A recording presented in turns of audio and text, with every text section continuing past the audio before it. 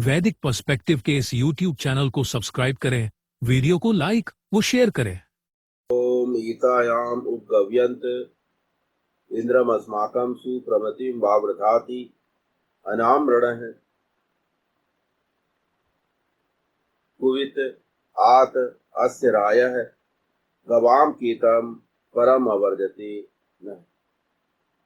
आज आओ प्राप्त हो उपासना पूर्वक औरत गमन करने वाले पुरुष को, इंद्रियों को वश में करने वाला भली भांति हमारी उत्तम मति को, बुद्धियों को अनुवृत्त करे। हिंसा विहीन अनेकों तब इसके धन है। औरत के ज्ञान को भली भांति वर्जित करो हमारे लिए। ये ऋग्वेद के पहले मंडल का 33वां सूक्त का प्रथम मंत्र। और इस टकराव के कारण दोनों ही एक घटिया जीवन जी। हम लोग सब अपने परिवार में एक दाम्पत्य जीवन, एक पारिवारिक जीवन जी रहे हैं। व्यवस्था कैसी चलती है? धर्म, अर्थ, काम, योग, मानव जीवन की पुरुषार्थ। सबसे पहले धर्म का संस्थापन होना, आपका व्यवहार पहले धर्मानुकूल होना।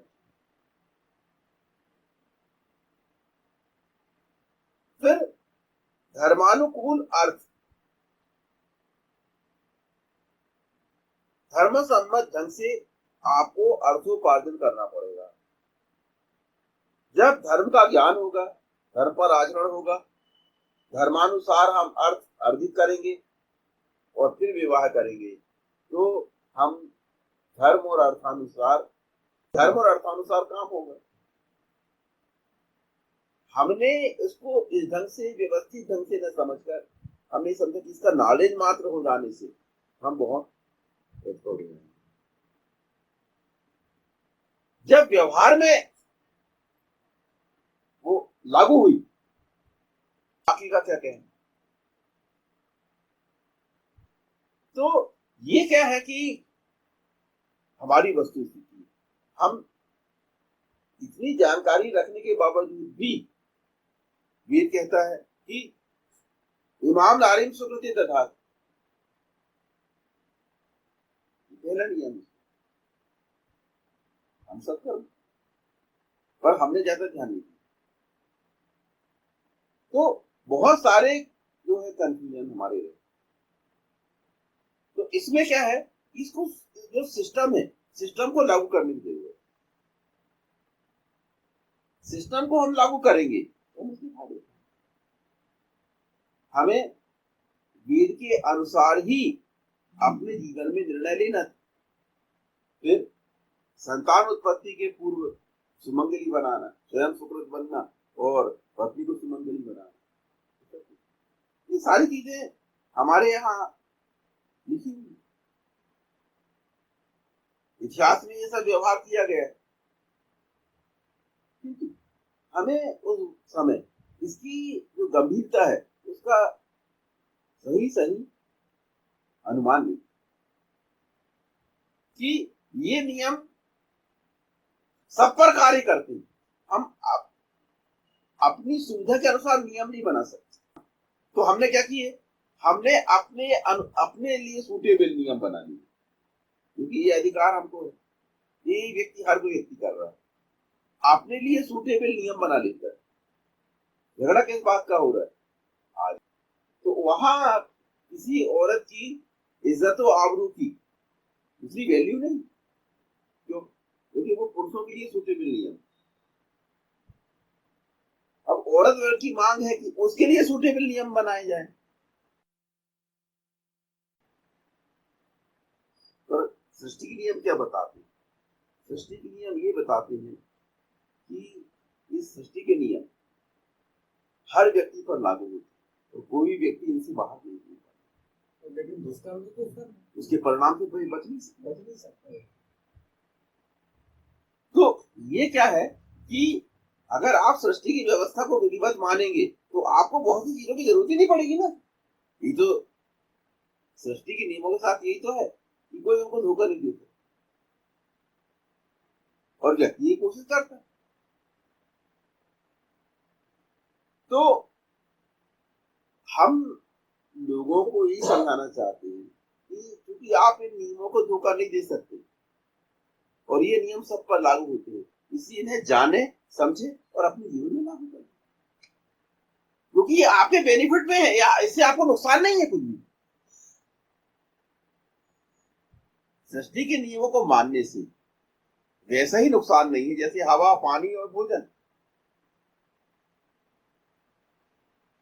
ये जनहित में, सृष्टि के नियम जनहित में है, वेद की व्यवस्था हमारे जनहित में है, हमारे हित में है भाई। हम ये गलत फहमी में ग्रस्त हैं कि इससे हमारा हित नहीं, ये गलत फहमी है हमारी। हमको इस गलत फहमी को अपने दिमाग से सबसे पहले निकालना चाहिए। वही जो हम लोग करते हैं, हम बोलते हैं कि हम इस परिस्थिति को पहले हल कर लें फिर वेद पर आचरण करेंगे। ऐसा नहीं है, पहले वेद पर आचरण करिए तो परिस्थिति आपकी कंट्रोल में जाएगी। कर देते हो उल्टा सीधा करने से और समस्या करेगी। ये हर व्यक्ति करता है, जाने अनजाने ये हर व्यक्ति करता है कि आपका इससे कोई अहित नहीं है। अगर आज दुनिया सृष्टि के नियमों को मानना शुरू कर दे तो उससे बहुत सारी समस्याएं समाप्त हो जाएंगी, पर लोग नहीं मानेंगे। जैसे लोगों ने योग को अपनाया, ये नुकसान हो रहा है क्या लोगों? अरे भाई फायदा हो रहा है उससे। तो एक फ्री में किया जाने वाला काम, क्योंकि आपको फ्री में करना है, कोई पैसा नहीं लगना, धन दौलत नहीं लगना, आपको अपना समय ही लगाना है और उससे आपको बहुत सारे बेनिफिट। पर आदमी क्यों नहीं करता? एक तो इंद्रिय प्रवाह, दूसरा अन्य धर्मावलंबी इसलिए नहीं करते क्योंकि ये हिंदू धर्म की चीज। और हिंदू क्यों नहीं करते? उनको अपने शास्त्रों पर विश्वास नहीं।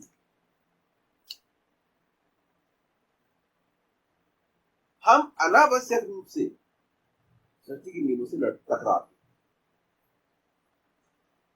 जबकि वे नियम हमारे ही सुविधा के लिए बने। सृष्टि के नियम हमारी सुख सुविधा के लिए बनाए गए, हमारी सुख सुविधा में रुकावट नहीं है। वो हमारी सुख सुविधा के लिए ही। और हम लोग निष्कर्ष निकालते हैं, बहुत परेशान हो जाऊंगा, ये बड़ी परेशानी है, अब ये भी मानना पड़ेगा, ये भी करना पड़ेगा। आपको कोई अस्वाभाविक कार्य करने के लिए नहीं बोला जा रहा है, आपको कोई असंभव काम करने के लिए नहीं बोला जा रहा है। वेद में कहीं भी कोई असंभव काम करने के लिए बोला गया है? क्योंकि आदमी कर ही नहीं सकता। सारे आप संभव काम करने के लिए बोलिए। एक स्वाभाविक जीवन शैली आपको अपनाना, अस्वाभाविक जीवन शैली नहीं। किंतु वही बात कि हम इस व्यवस्था को यथावत समझते हुए उसको अपने जीवन में लागू नहीं करते।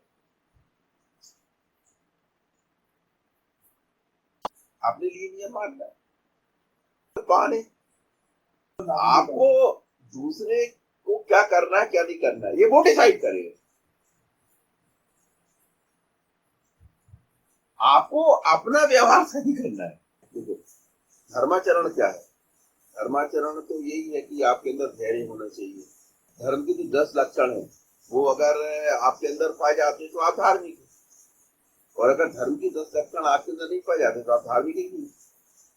और धर्म की 10 लक्षण अगर आपके अंदर पाए जाएंगे तो हर चीज आपकी कंट्रोल में होगी। सबसे पहली जरूरत जो वेद हमें बताता है, हमें अच्छी तरह मालूम, वो है अपनी इंद्रियों पर नियंत्रण।